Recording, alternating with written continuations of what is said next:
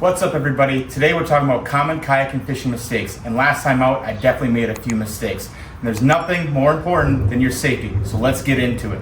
Always make sure to let someone know that you're going out kayaking, kayaking fishing, whatever it is. A simple text or call does not take that long and it will go a long way. You just never know. You can never be too prepared or too safe. And you're not too old or too cool to wear a life jacket. Always just have it on. If you have it in the back, it's gonna be really hard to grab it when you flip or whatever, right? Just have it on you. If you're a fisherman like me, I like to have a lot of area for storage and for gear, right? And some people want the slimmer profile. It's all based on your preference. So make sure you customize it to what you want to do and what your maximum or ultimate or optimal comfort level is. Number 2, I forgot to wear swim trunks. I was wearing cargo shorts. You want to be wearing a quick dry or a polyester or nylon material. That's going to really help you out there because you do unfortunately have to prepare for the worst, and safety is a number 1 priority.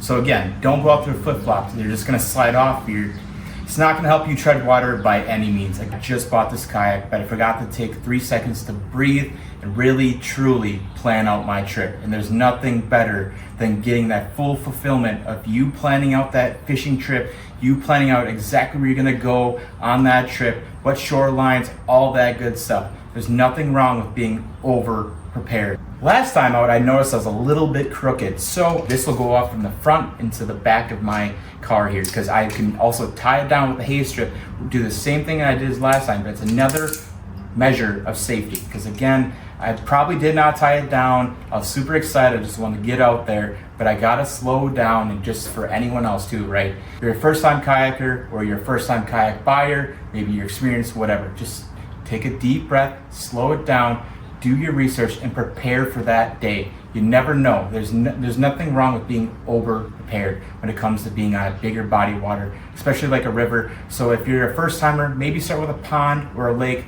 I made the mistake of going to a big body of water, one of the bigger rivers, or if not the biggest river in Wisconsin. Know your body of water, know if it's gonna be overpopulated, also based on the time of the day.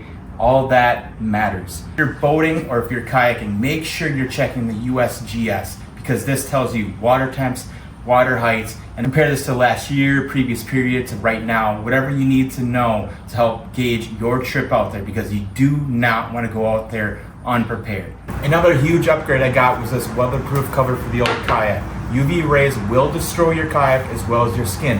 I need to put up some blinds up here in this corner because this cover will help prevent some of that sunlight coming in, but it's another layer of protection while keeping your kayak in storage. This cover will also reduce the friction while transporting from each lake to pond or river. It will burn the plastic itself, and you do not want to do that. So do not over tighten it. Just make sure you're using cloth or again a cover, whatever you need for that storage and transportation portion of your kayak. The last final mistake that I made was not adjusting these foot pedals. It's not that I was not in a comfortable position, optimal comfort, right? So you want to be comfortable, because if you're not comfortable, you're not making the right decisions, you're not making the right moves, everything flows through that, right? So your comfortability is super huge. Now, if I was 6 feet tall, which, that would have been great, and I would have been so much probably better at basketball, but we don't need to digress here. But either way, I'm like 5'10". I was able to fit in here without adjusting those foot pegs, right? Bonus tip is to make sure you have the proper safety gear. And by this, I mean like a whistle, right? I mean, sometimes you can grab even a little kid's one, right? So if you have a whistle, you're in emergency, people can hear this from far, far away. Anything is gonna assist you when calling out for help. Again, this is a work in progress, but it's always fun working on a DIY kayak. This is nothing but absolute fun. You just spend hours and hours out in the garage. It's great.